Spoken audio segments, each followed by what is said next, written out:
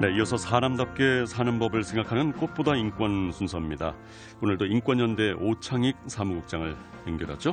사무국장님 안녕하십니까? 예, 안녕하세요. 네. 자, 외국인 보호소에 둘러쳐진 그 쇠창살이 인권 친화적이지 못하다 이런 지적이 나왔습니다. 국가인권위원회가 법무부에 개선을 권고했군요. 외국인 보호소는 말 그대로 보호소입니다. 네. 그러니까 형사범죄를 저질러가지고 신체의 자유를 제한함으로써 고통을 주자는 교도소와는 완전히 다른 곳인데요. 네. 외국인 보호소든 교도소든 그 운영을 법무부에서 하고 있으니까 법무부가 외국인 보호소를 마치 교도소처럼 운영하고 있다. 이건 정말 잘못이다. 네. 쇠창살 문제는 그런 차원에서 지적한 겁니다. 그러니까 교도소와는 전혀 다른 개념이다는 네. 말씀인데 좀 더 자세하게 그 외국인 보호소, 자 어떨 때 어떤 역할을 하기 위해서 만들어진 시설입니까?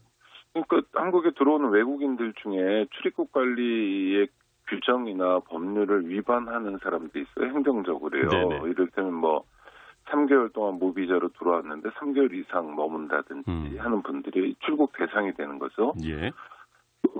노동자들의 경우에도 그런 경우가 있습니다. 그런데 이 한국이 국제화되면서 많은 외국인들이 들어오고 있는데 이 중에 좀 딱한 사정들도 많이 있습니다. 그러니까 네. 출국하고 싶어도 못하는 경우가 있는데요.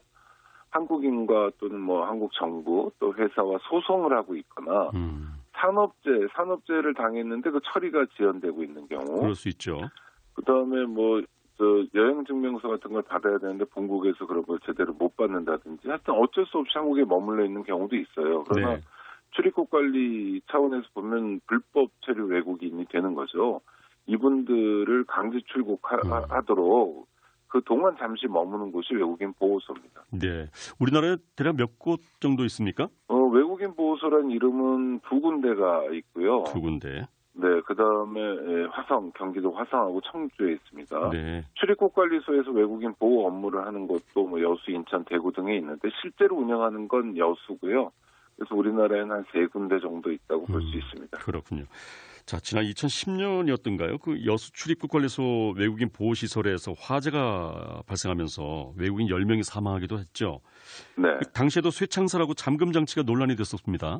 그러니까 이 다수인 보호시설은 화재에 취약하기 때문에 상당히 2중, 3중의 안전장치가 있어야 되는데 예.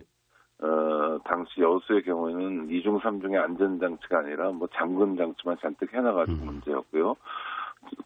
정말 있을 수 없는 피해가 발생했던 겁니다. 그렇죠. 말씀드린 것처럼 사망 사건까지 발생했다는 건 정말 큰 잘못인데 비자 연장을 하지 않는 상태라거나 취업 비자를 받지 않았다거나 하는 이유로 외국인 보호소에 잠시 머무는 분들이잖아요. 예. 아무리 그렇다고 하더라도 한국을 찾아온 손님들인데 이렇게 대하면 안 되는 거고요.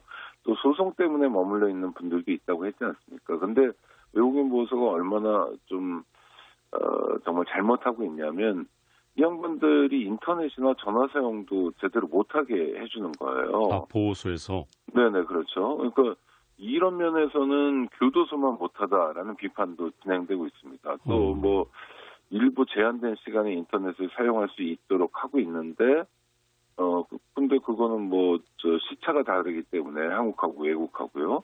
또 인터넷을 사용할 수 있는 경우를 예외적으로 허용하는 게 항공권 조회 하는 경우에만 허용한다든지 이런 식으로 왜 이렇게 과도하게 제한이 많군요. 네네 몰인정하게 매몰차게 대하는가 하는 아쉬움이 있습니다. 안녕하세요. 오창익입니다. 인권연대는 정부나 기업의 지원을 사양하고 오로지 시민의 참여로만 운영하는 100% 순도의 민간 인권단체입니다. 1999년 창립 이래 한눈 팔지 않고 오로지 인권운동에만 매진해 왔습니다. 인권연대 회원으로 참여해주세요.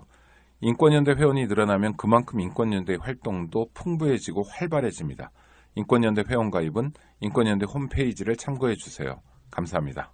앞서도 교도소와는 전혀 다른 개념이다라는 말씀을 짚어주셨고, 그러니까 네. 말 그대로 임시적 의미의 보호소잖아요, 그죠? 그렇죠. 그런데 여러 가지 규제, 특히 인권에 좀 위배되는 그런 규제가 상당히 많다 이런 걸 느낄 수 있는데, 자 이에 따라서 인권위원회가 그 형사범이 아닌 보호 외국인들이 쇠창살 같은 구금적 형태로 된 시설이 있는 것 자체가 적합하지 않다 이렇게 지적하고 있습니다. 네. 자 외국의 경우를 우리와 좀 비교를 해보면 어떨까요? 우리나라 국민들도 외국에 나갔다가 행정적인 잘못, 착오, 뭐 아까 말씀드린 소송 이런 것 때문에 외국인 보호소에 가는 경우가 간혹 있어요. 네. 그럴 때 이제 여러 나라를 방문해 보신 분들의 증언을 들어보면 그야말로 외국인 보호소의 수준이나 시설이 그 나라의 수준을 그대로 보여줍니다. 우리가 흔히 선진국이라고 얘기하는 나라들은 시설도 편하고요. 굉장히 자유롭고요. 또 그다음에 뭐 이렇게 규제나 간섭 뭐 이런 것도 별로 없는데 흔히 후진국이라고 얘기하는 나라들은 전혀 그렇지 않습니다. 그렇죠. 그러니까 우리의 외국인 보호소 수준은 아직까지 후진국에 머물러 있는 예. 거죠.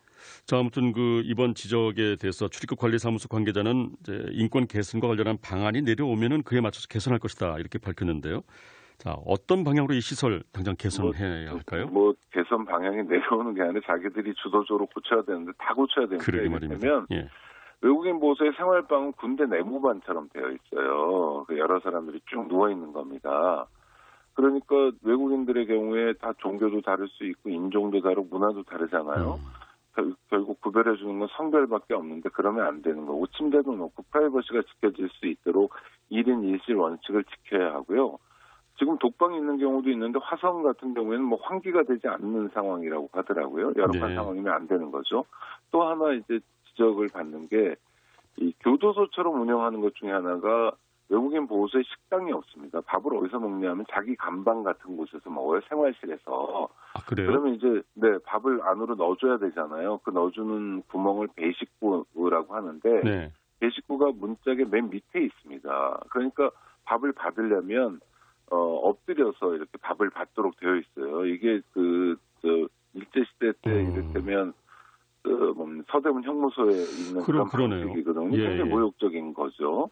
그리고 말씀드린 것처럼 텔레비전도 자유롭게 보고 전화나 인터넷 등도 자유롭게 이용할 수 있어야 되고 휴식도 운동도 보장할 수 있어야 됩니다.